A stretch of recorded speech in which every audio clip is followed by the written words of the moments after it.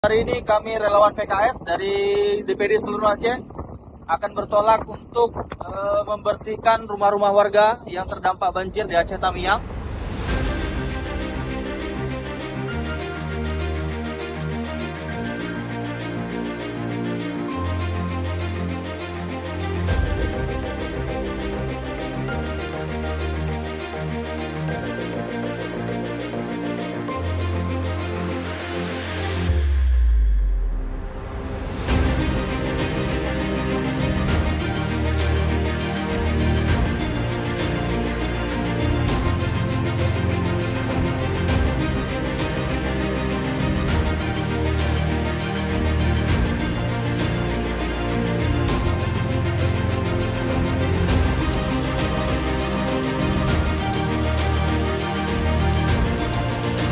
Kamu dari DPD ya.